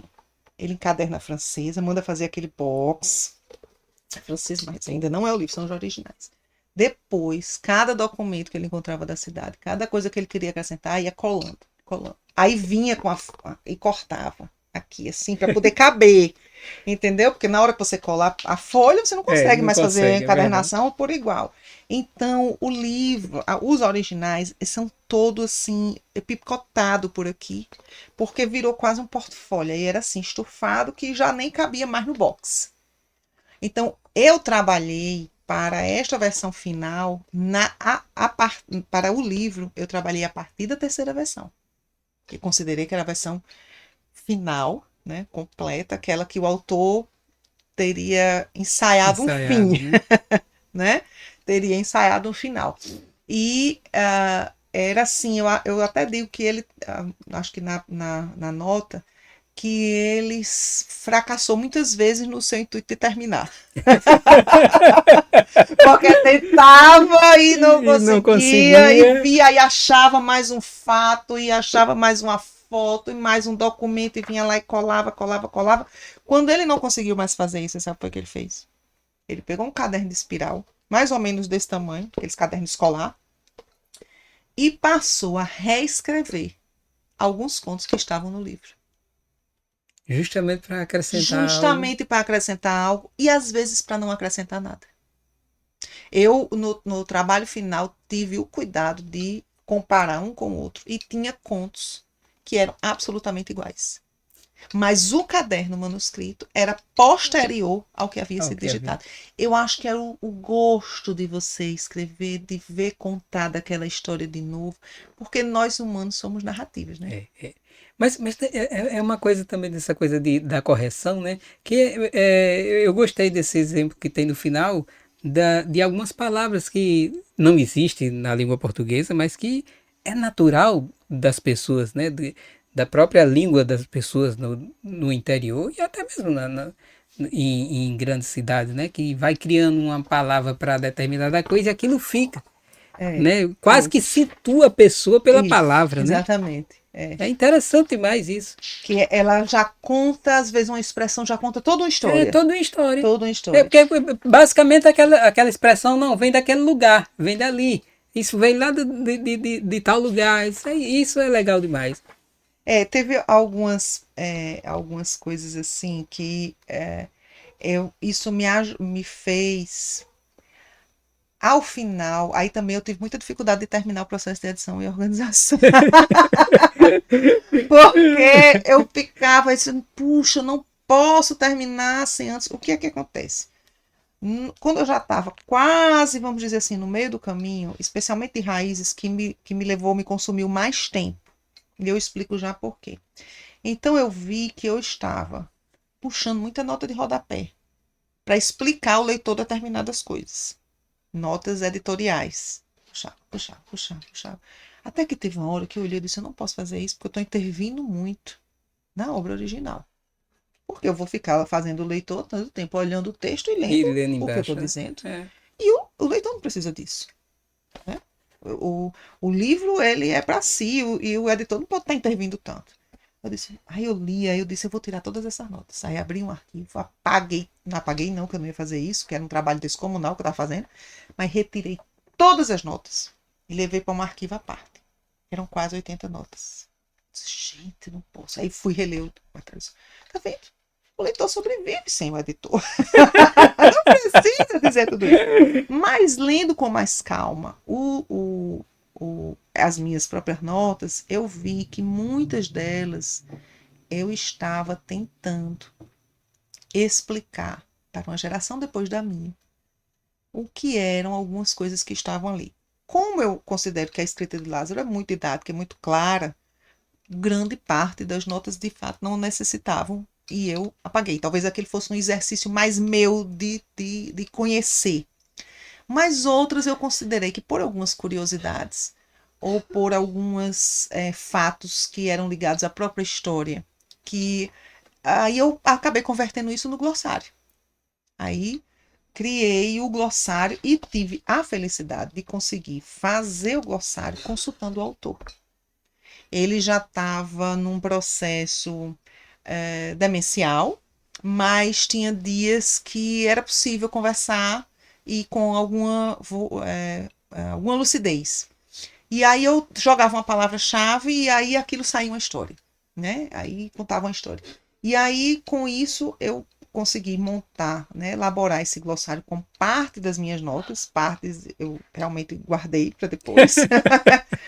É o E próximo. o É o próximo. próximo. Alguns, claro que a pessoa a consulta não é necessária para saber o que é, mas talvez para saber um pouco a história que está por trás daquilo ali, do que o autor teria a contar.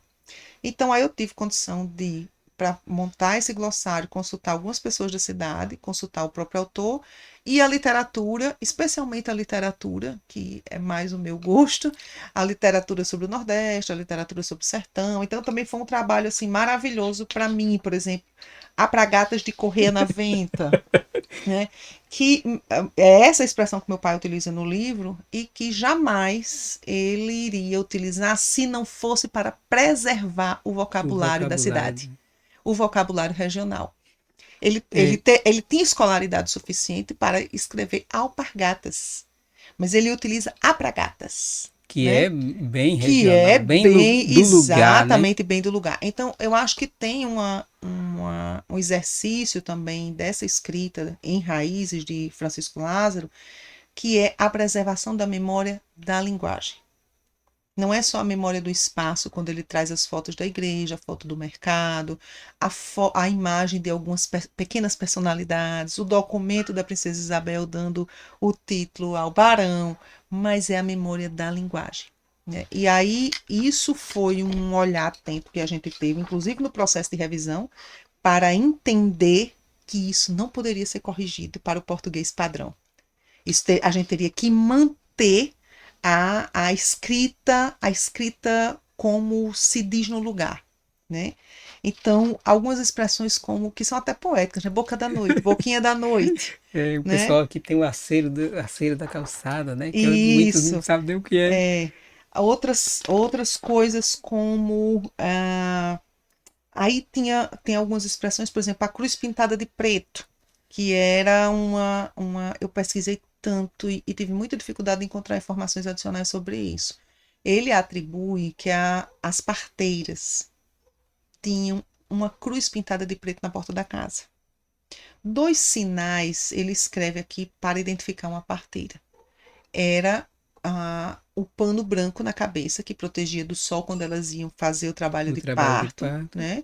E a cruz preta na porta da casa. E eu tive muita dificuldade de ter mais informações sobre isso.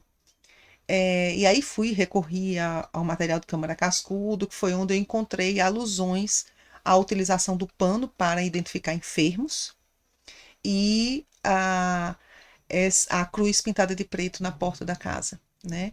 Mas eram alusões que às vezes não diziam propriamente da parteira, mas diziam de situações mais próximas, Próximas, né? né?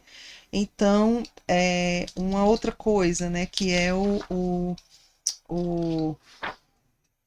o pé, né? Então, o pé tem um sentido muito interessante, porque tem pelo menos duas passagens que ele fala do pé.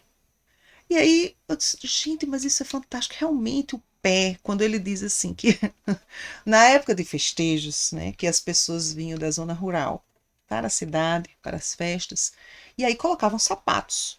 E imagine, na visão dele, era a primeira vez que muitas daquelas pessoas iam E usar um usar um sapato, sapato. né, que machuca o pé, fecha, coloca o pé no confinamento Completamente. e aí elas iam andar, não é? Para poder chegar na cidade. Então ele disse que aquilo era uma dor insuportável, principalmente do dedo mindinho, que ele disse que considerava uma das dores piores era a dor do dedo mindinho. E aí tem uma relação do pé justamente como um lugar de força, né? Como um lugar da classe social, pelo sapato que se usa. E você tem uma alusão aí a uma cidade, a um povoado que começava a Olha que se beleza. improviso. E o pé, você tem aí uma situação de uma cidade que começava a ganhar contornos urbanos. Porque ao calçar o sapato e vir da zona rural para a cidade e para a festa, você tinha o desenho de uma indumentária que era incomum no cotidiano e de uma vida que começava a se urbanizar. Quase o progresso chegando. É quase progressando, mas com o sofrimento do dedo mindinho. É.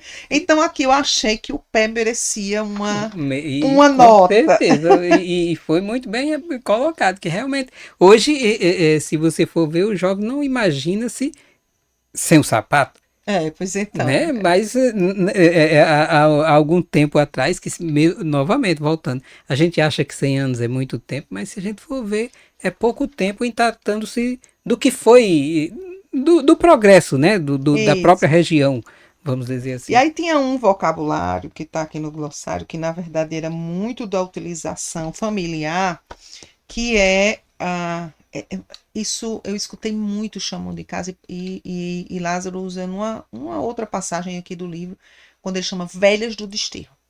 Então, essa expressão velhas do desterro, ela quase dita no meio familiar como uma espécie de sublinhado, com uma espécie de força. Então, eu considerei que apenas estar no texto era preciso contar um pouquinho, e fiz uma pequena nota no glossário sobre isso, porque na verdade essa expressão ela significava mais do que uma pessoa idosa numa determinada região.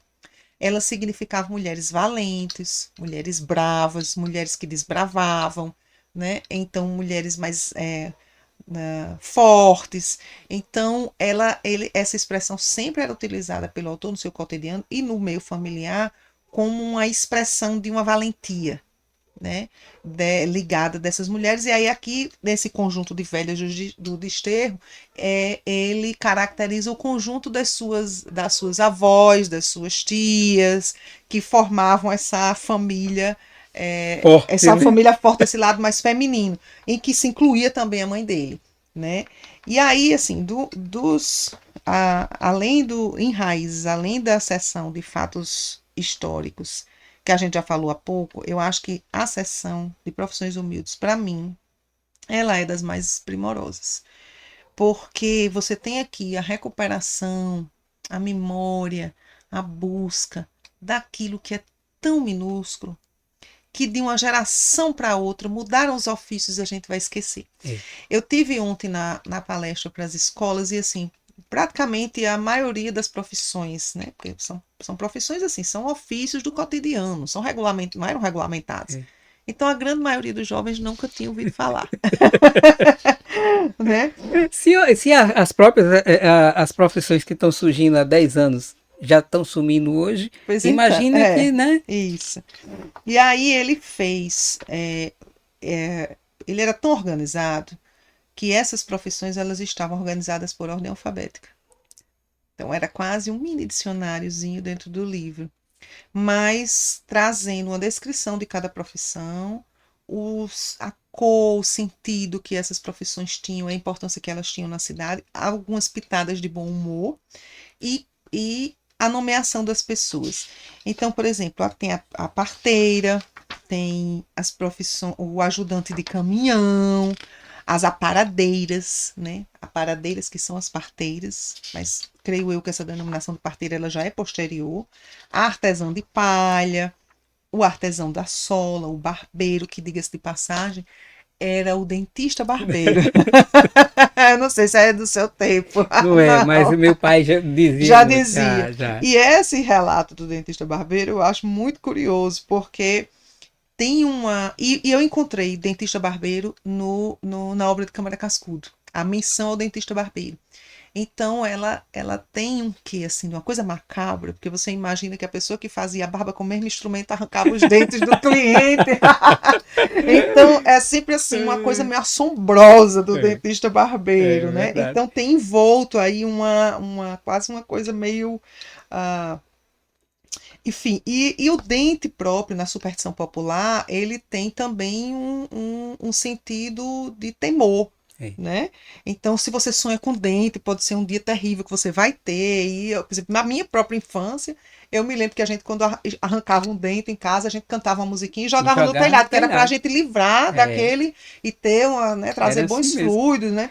Então, o dentista barbeiro ele tem um relato, esse relato que eu acho que é muito interessante, que ele diz que os instrumentos que eram usados para fazer a barba e arrancar os dentes de um cliente eram o mesmo, sem esterilização, sem higiene nenhuma, botava na boca do outro cliente e disse: nunca ninguém teve nenhum problema com isso. Eu vi uma das estátuas mais legais que eu já vi foi justamente um dentista arrancando um dente do outro, que era com o pé no peito do caba e o alicate, a estátua desse tamanho, que eu olhei assim, rapaz, se a pessoa for olhar, era mesmo desse jeito, porque não tinha É anestesia, não macabro, tinha é bem nada, mas macabro. era assim, né? Eu achei muito massa. E aí aqui ele diz assim, os profissionais da navalha, após a era do birro, que na verdade o birro eles usavam de uma boca para outra para poder a parte da bochecha ficar bem lisa e tirar a barba com mais facilidade. Eles que era usado de boca em boca e não tinha problema nenhum. Então, profissionais da navalha, após a era do birro na Vila de São Rafael, foram. Aí presta homenagem deles: João Celestino, Adalto, Liberalino, Manuel de João Andrade, João André, perdão. E, por exemplo, a parteira, que é a paradeira, que eu acho esse um dos relatos mais emocionantes que ele traz, porque essa paradeira que ele presta homenagem foi a parteira do parto dele, e a relação que as cidades tinham com as parteiras era uma relação próxima à da maternidade. É, Tanto que elas eram denominadas madrinha, madrinha, mãe. Então ele próprio tem a figura aqui, essa foto, inclusive, é da Madrinha Umbelina, que eles chamam Madrinha Umbelina, Mãe Belina, né? Que eram conhecidas assim pela relação de que alguém que lhe trouxe ao mundo faz parte também dessa maternidade mais coletiva, né? E aí, além dela, ele cita, ele diz, olha, me desculpem, porque quem poderia me contar mais sobre a existência das parteiras anteriores à Madre Belina já morreu, eu não tenho como pegar essas fontes, né, ter acesso a isso, mas ele ainda recupera o nome de algumas, assim, a Maricota, né, e eu acho que Dona Inacinha, que eram as que foram anteriores à Madrinha Umbelina e que uma delas iniciou Madrinha Umbelina ou Mãe Belina nesse feito. E é da família, né? A gente tem a família delas ainda, que são das Dudus, uhum. né? E aí ele diz, termina assim, aproveitando a carona, depois de 65 anos, que é a idade, isso é uma coisa que a gente preservou também. A idade que ele mencionava que de alguma forma que tinha sido escrito aquele trecho, nós preservamos. Aproveitando a carona e após 65 anos, ou seja, quando ele escreveu esse trecho, ele tinha 65. Antes tarde do que nunca, trago meus agradecimentos para aquela pessoa que pegou o autor dessas notas, que se usava essa expressão, pegou. Muito, muito obrigado, Madrinha Belina. E aí, bom, vem aqui o botador de água, a bordadeira, o barbeiro, que é o dentista barbeiro, o cabeceiro. Então, assim, o que é o cabeceiro? Eu achei engraçado quando eu perguntei a uma criança, assim, o que seria uma profissão de cabeceiro? Ela disse, alguém que faz cabeças? Bom, poderia ser, mas não é, né? Aqui era o cabeceiro era aquela pessoa considerada uma profissão das mais humildes, né? Como ele descreve aqui. Mesmo para os padrões financeiros da Vila São Rafael, acredito que deveria ocupar a última posição na lista de menos favorecidos na escala remuneratória. E aí ele cita aqui uma lição de vida, assim, muito obrigado, Manuel Biscoito, que era um dos cabeceiros na época, né? O cambista, que era um vendedor de sonhos, o chofé, o coveiro, o relato do coveiro eu acho maravilhoso. Eles, até o final da década de 40, o coveiro era o senhor Manuel Marcolino. baixinho, avermelhado, afobado, chaveiro tilintando na algibeira, quando ele, extremamente rápido nos seus passinhos miúdos, cruzava toda a cidade, visto que residia na periferia, na área urbana, em oposição ao local do cemitério, para chegar ao local do trabalho.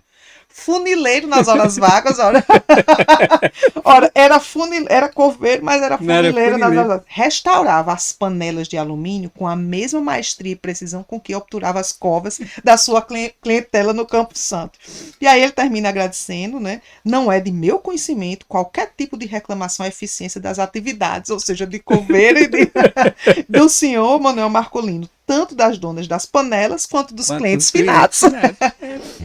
E aí tem também, né? Aqui ele faz uma ressalva, vamos dizer assim, um cuidado, um zelo também com a produção do pai dele, que ele diz assim, olha, ele era muito católico, fervoroso, e não fez menção à criação da Igreja Protestante de São Rafael, mas eu vou fazer.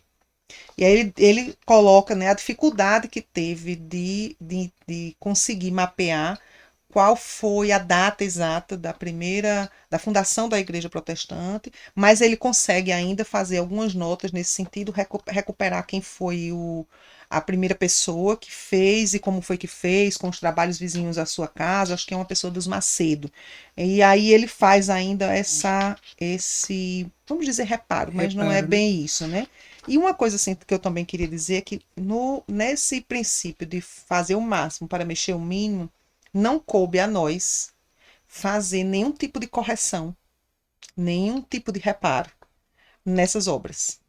Então, a gente entende que elas são obras biográficas, são obras de memória, no qual os autores têm a possibilidade e autorização de escrever de forma mais livre, independente daquilo corresponder ou não a um fato histórico, né? Então, tá aí como material, né, para quem quiser ver e tudo, mas a gente não, esse papel não coube ao autor das memórias e muito menos a nós nessa organização.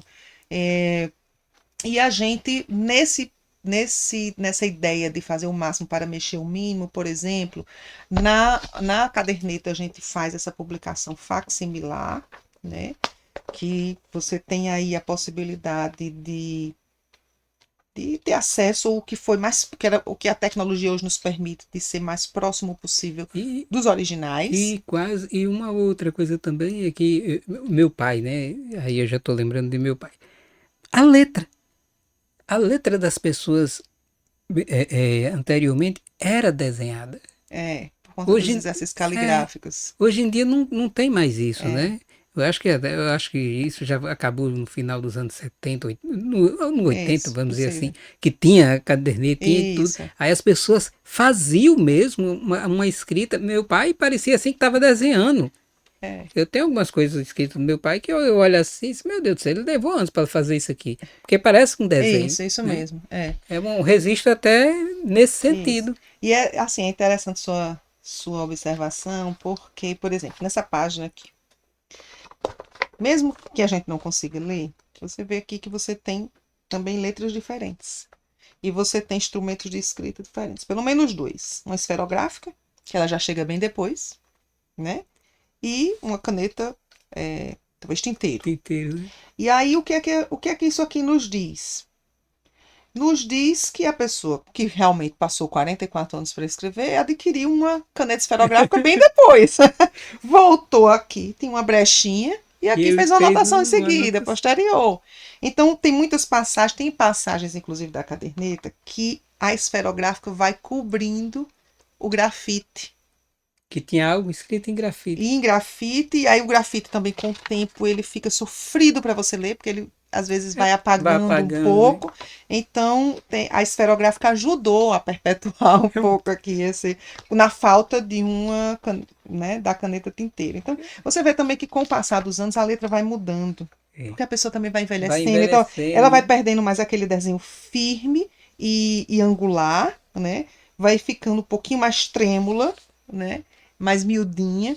Então, acho que é uma obra que você lê de várias formas, que você vai, não só pelo conteúdo, mas também pela visualidade. Então, nesse sentido, a gente teve muito cuidado, no que foi possível, em preservar a visualidade, a semiótica dos materiais, porque a gente entendia que isso é muito importante no manuscrito. Você vê o borrão, você vê aquilo que a pessoa desistiu, né? As miríades, o retorno do texto, olha aqui, que vai cobrindo aqui um grafite que está embaixo, né? Então, a gente entende que isso para o manuscrito, por exemplo, se você tem acesso a ver isso aqui, deixa eu ver o que é isso. Aqui são os tostões, patacas, e aí você fica imaginando como é que as informações chegavam. Olha só, aqui ele faz a, a lista de várias moedas, da libra, do franco, do escudo. Então, tem moedas de vários países, né? Então, assim, é a importância possivelmente do Do rádio rádio, também, que né? fazia as informações circularem. Então, Que acho que o trabalho, a leitura visual, ela pode nos dizer muito. E, nesse sentido, também a gente fez o máximo para mexer o mínimo na visualidade do do trabalho de trabalho. Lázaro, que a gente imaginou também que tentar preservar ao máximo o artesanato dos originais, né? Então, uma diagramação artesanal, então essas fotos eram coladas no original. Esse desenho, que é um desenho da cidade, que ele quem Ele desenhou a mesmo mão que livre, fez. exatamente, a mão livre. E aí ele faz um desenho que é mais estilizado, né? E vai botando aqui as cidades que são circunvizinhas a São Rafael e vai fazendo uma montagem, colando fotos, por exemplo, do grupo escolar, do desfile, da escola, do 7 de setembro, etc, né?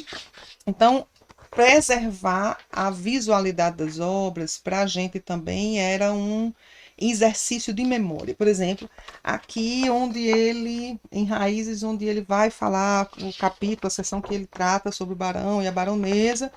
Bom, aí exalta o barão e a baronesa, tudo mais, aquele discurso que a gente já meio que conhece. Está aqui a foto da Da carta da da princesa. carta da princesa Isabel que dá o título de barão. E tem uma curiosidade sobre essa carta, porque a foto não ficou boa no original. Era essa foto aqui. Ela não era boa no original. Meu pai, ele tinha uma máquina Yashica dos anos 60, semi-profissional, e ele era um fotógrafo intuitivo. E ele fotografava relativamente bem, pelo menos retratos. E me levou uma curiosidade, porque ele tinha feito uma foto tão ruim de um documento tão importante. Então você vai ver que ela deve estar numa espécie de moldura meio enviesada. Aí eu fui imaginando que era porque o sol devia bater, algum tipo de luminosidade, e ele precisou Ele precisou enviar. enviesar para poder preservar. Mas sabendo que a foto tinha ficado ruim, ele fez a legenda transcrevendo o documento. E aí, pela importância desse documento, eu fui ao Instituto Histórico e Geográfico tentar recuperar o original para fazer a reprodução do original e não daqui. Foi dos poucos documentos que eu fui em busca para fazer essa recuperação. Eu imaginei assim, eu vou poder fazer um trabalho que ele não conseguiu, né? Por essas circunstâncias aqui. Mas só quando eu cheguei lá, o Instituto tinha passado, um pouco antes, por um problema de inundação. E a presidente do Instituto e a outra funcionária que me recebeu disse, olha, professora, é o seguinte, a gente não sabe nem se esse documento ainda existe. Porque nós perdemos boa parte do nosso acervo, por conta dessa infiltração, a inundação que houve. Muitos documentos foram extraviados na mudança meio improvisada de um prédio para outro. Desapareceram. E eu não tenho nem ideia, nem se ele existe, nem como você poderia começar a procurar. Então eu disse, pronto, essa é a história desse documento. E aí eu fui para a universidade e entrei em contato com uma das bibliotecárias da Biblioteca Central Zila Mamed, da biblioteca da UFRN, e disse, olha, eu estou com essa situação, gostaria de ter acesso a esse documento original por onde a gente começa.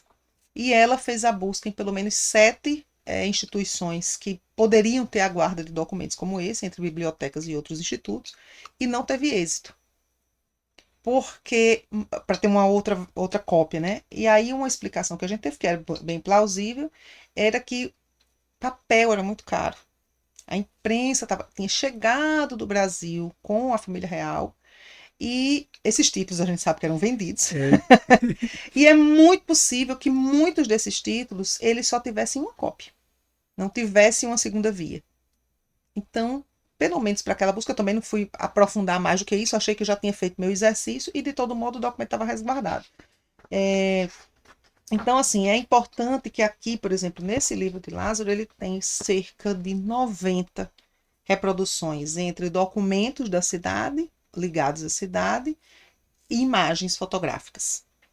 Então, além dos textos verbais, eu considero que é um bom portfólio visual da cidade. Da cidade, Da né? cidade. Por exemplo, quem é que aqui saberia dizer, quem dos nossos telespectadores, espectadores, que São Rafael teve um jornalzinho Isso organizado aí eu por não, isso aí eu não mulheres sabia. Eu em fui ver. 1949? E, em algumas cidades nessa mesma época, em todo o Brasil, tinha o que a gente chama de imprensa feminina. E tem estudos sobre a imprensa feminina. São Rafael estava na Tava nada. dianteira, estava aqui junto com outras cidades do Seridó. É engraçado, São Rafael tinha tudo para ser um centro bem mais, vamos dizer assim, E, valorizado, né? e aqui uma das editoras-chefes era a senhora Rivanda Soares, né? A figura da cidade. E junto com outras mulheres fizeram um jornal que eu acho o título fantástico, que se chama O O alfinete. Alfinete. Ou seja, com duplo sentido. O alfinete fazia parte muito da vida das mulheres, que muitas vezes se dedicavam à costura, né?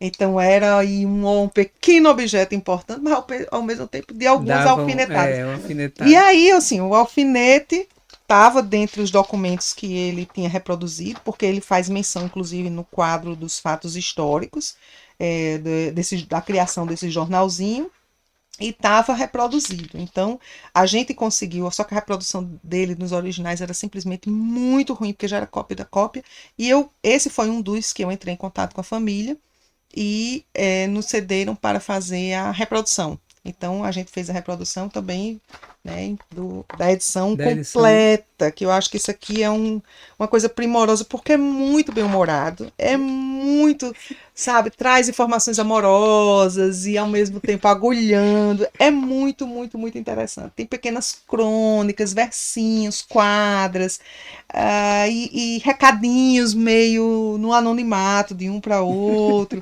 Então, você imagina o que era ser uma moça em São Rafael em 1949. Então, eu acho que esse jornal é assim uma É, revolução dos comportamentos, sabe? completamente. Aí, por exemplo, assim, deixa eu ver aqui alguma coisinha que a gente pudesse.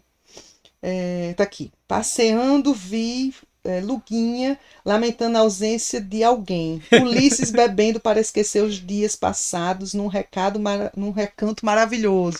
Então isso devia ser assim um E o oxigênio bom na é que a cidade. cidade era pequena, quando o pessoal lia, já sabia até de quem se tratava, do que se tratava, e todo mundo Exatamente. participava, né? Eu acho que Exatamente. todo mundo queria ser, participar do jornal, E né? aí tem, por exemplo, tanto esses do ponto de vista, né, dos elementos visuais, tem o jornal da cidade, tem a cópia integral do discurso de inauguração do Grupo Escolar Tristão de Barros, que é da irmã de Rivanda Soares, né, que é de Davina Soares, que é um discurso que foi integralmente publicado na Tribuna do Norte, porque foi um evento, estava governador aqui, etc., de 1952.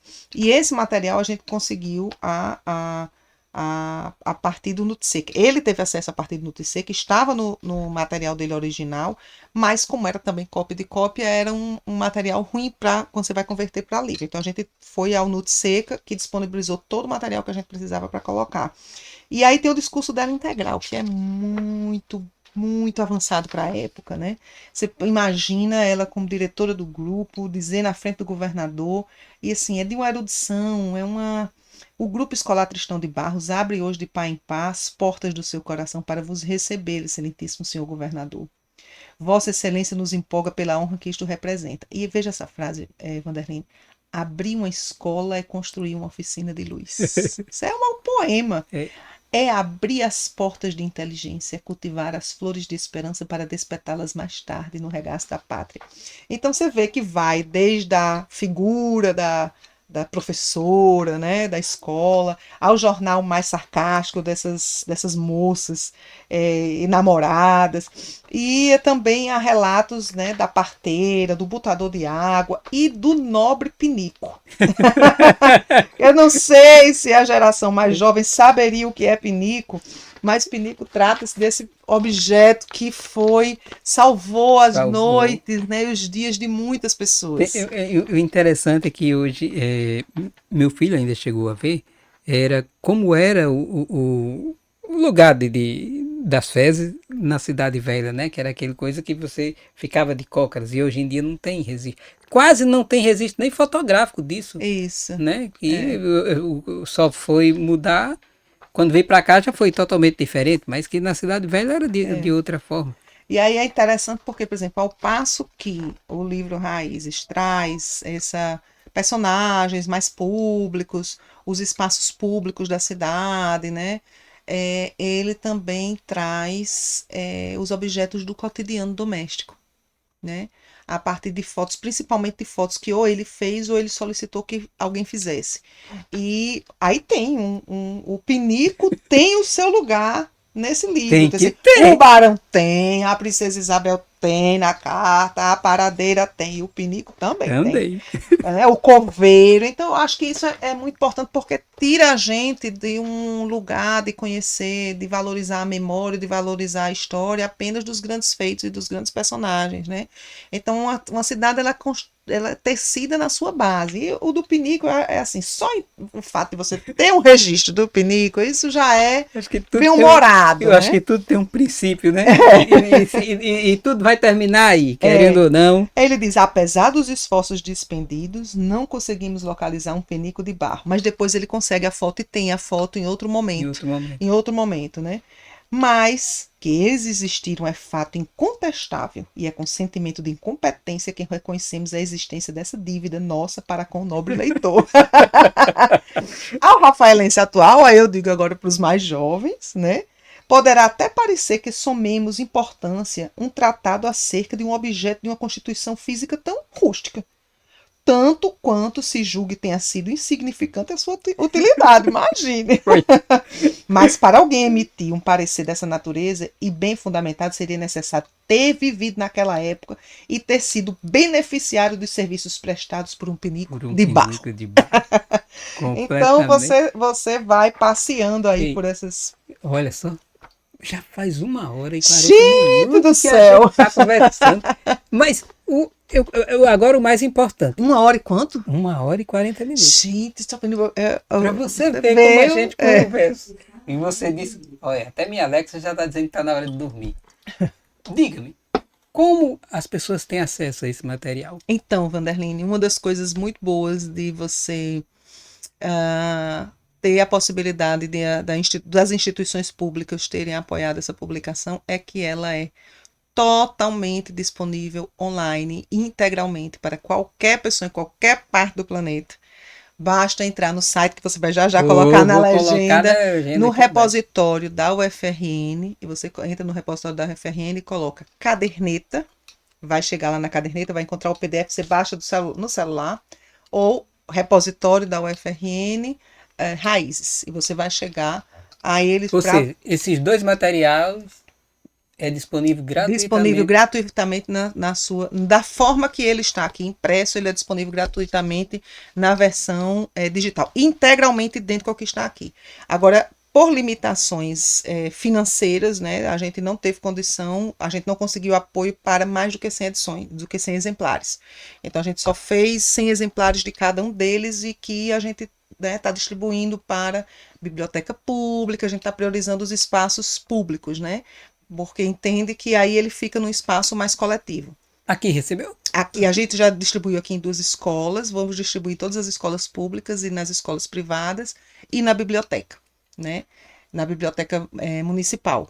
Ou seja, quem quiser já pode ver pessoalmente, pegar, assim, cheirar. Diz que quem gosta de livro tem que sentir o cheiro. Tem que sentir o cheiro. E além disso, também ontem eu fiz uma fala um pouco similar ao que a gente está fazendo aqui para as escolas e me disponibilizei. Eu estou sempre aqui na cidade para uma vez sendo chamado, se a igreja quiser fazer que a gente leve, só para a gente levar as informações, o recorte das informações religiosas, a gente leva. As escolas que quiserem chamar uma vez, duas vezes, na semana pedagógica, para oficina para os professores, para falar para os alunos, eu estou à inteira disposição, é só a gente agendar. Olha aí, que maravilha e que história, viu? E ela contou pouco, que ainda tem mais coisas aí, viu? E mais coisas interessantes. E como você mesmo disse, né? Se aparecer outra pessoa que tenha algo parecido, mais histórias para complementar, que maravilha, olha só. Pois é, de repente as pessoas têm em casa alguma coisa, algum registro que nem sabia que tinha importância, não é? E eu espero que também essa fala ajude também as pessoas a identificarem no seu redor aquilo que conta um pouquinho essa história da família, do coletivo, da cidade, das coisas, né? tipo pinico. E os baús onde era guardada as roupas, aí eu ainda cheguei a ver, viu? Eu ainda vou até lhe Meus contar aqui avós. uma coisa bem rapidinho, mas de mais ou menos. De primeira mão não, porque eu disse ontem na fala que fiz a escola, de segunda mão. É que quando termino, eu tenho uma vontade muito grande de me dedicar à organização da publicação do acervo fotográfico da professora Davina Soares. Ela tem um acervo fotográfico de mais ou menos, a família tem, de mais ou menos 100 fotos das décadas que ela ficou como professora e como diretora. Todas são imagens ligadas ao contexto escolar. Então, eu tendo fôlego e tempo, eu já falei com algumas pessoas da família, que são os sobrinhos, que são os herdeiros, né, do espólio, e aí eles foram de acordo. Então, é um trabalho que eu ainda não iniciei, mas eu acho que é muito importante, porque é um acervo fotográfico muito interessante, né, pertencente ali a uma única professora que ficou muito tempo na direção escolar. Eu acho que ajudaria também a gente a entender. Com certeza. E ver mais e mais histórias, né? Quem sabe eu volto daqui a algum tempo para falar um pouco sobre esse trabalho. Aí a gente, hoje olha, é o podcast, o Quintura Cast, que ela tá sentindo que é Quintura, viu? Mais longo hoje, já tem mais de 1h40 então do próximo a gente ainda fica mais tempo, né? E que vai continuar sendo quente, porque a gente tá aqui, o mínimo aqui é 35 graus, na sombra. Obrigada, querido. Obrigada. Mais alguma coisa? Não, só isso mesmo. Obrigada. Foi muito bom. Muito obrigada, querido. Que bom. Então, pessoal, por hoje é só. E lembrando, o link para conseguir esse material aí para ver direitinho vai estar na descrição do vídeo. Não esqueça. Aprenda, procure e se informe. Quanto mais a gente se informa, quanto mais a gente aprende, mais é bom pra mente, essa cabecinha. Não é isso? É isso mesmo. Valeu, até o próximo, que vai ser logo.